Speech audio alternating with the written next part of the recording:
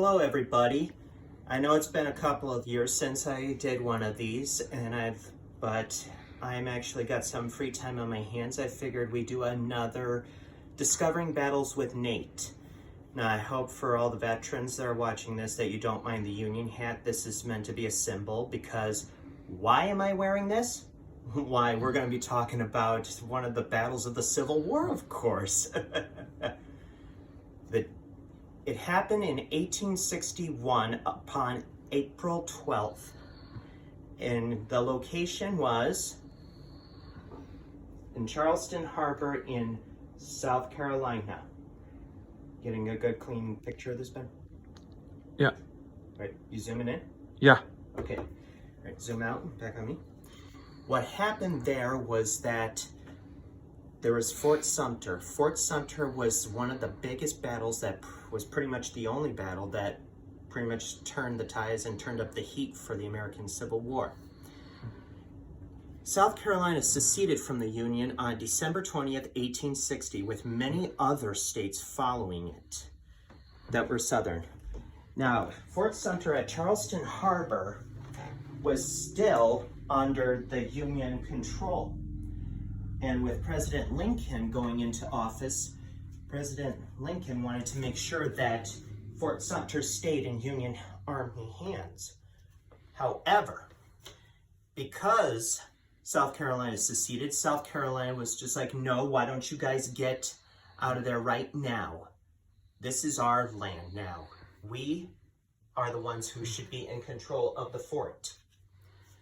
However, Major Robert Anderson was the Union garrison commander who was in charge at Fort Sumter, and he wanted to make sure that that fort never, ever got taken over because they were there originally, and not only that, he was hoping that it would show them that we are here and you need to come back to the Union. But the Confederates, states didn't want that. President Lincoln sent messages to Anderson, you hold that fort at all cost. But as time went by, supplies were getting shorter and shorter, and the Confederates were getting more and more impatient with the Union troops standing there. Confederate Colonel James Chestnut and Captain Stephen D. Lee made a final offer to Anderson. Are you going to leave this fort, or do we have to take it back from you? Anderson still kept on refusing. And somehow the Confederates had a feeling that the supplies were going to end up falling out on the Union, on Fort Sumter. So Union ships were going to be sent in to actually try and resupply Fort Sumter. The Confederates saw this as an opportunity. So, what happened was, while the fort was being resupplied, on April 12th, 1861, at 4:30 a.m., the Southern cannons on these places like Morris Island, James Island, and of course Sullivan's Island, they were beginning to fire upon Fort Sumter. They figured, if these men are not going to leave quietly, then maybe we'll draw them out with a little artillery fire. And they kept firing until at 11 o'clock in the morning, the commander, Captain Abner Doubleday, who was the Union's second in command at Fort Sumter, took the first shot fired by the Union to say, hey, we are not going anywhere, and if you want to fight us, we'll fight you. We're staying here.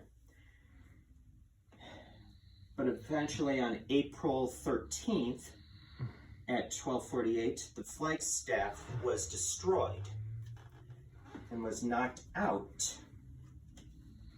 And so Colonel Lewis T. Wigfall, he eventually rode over to Fort Sumter and he asked them, are you willing to surrender the fort?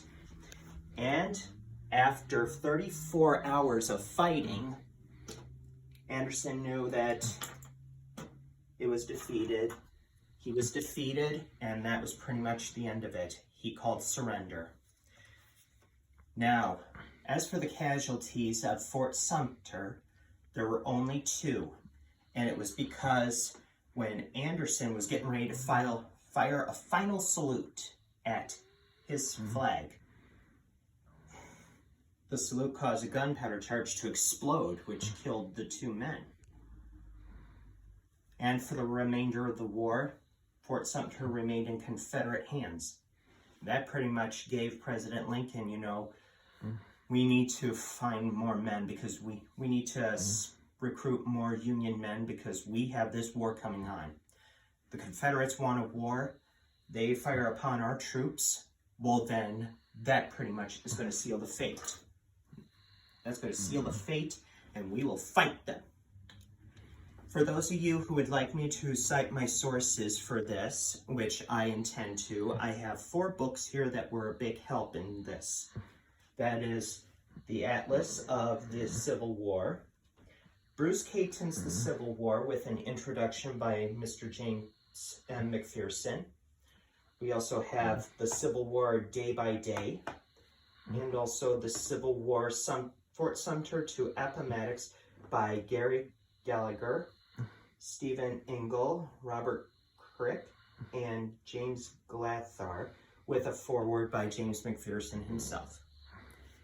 I hope you all have enjoyed learning a little bit about Fort Sumter here and the battle that pretty much stirred the tide and made the Civil War pretty much take place. I hope you all stay safe and you stay healthy during these very hard times. Until next time, have a good day, and I look forward to doing another episode. Thank you so very much.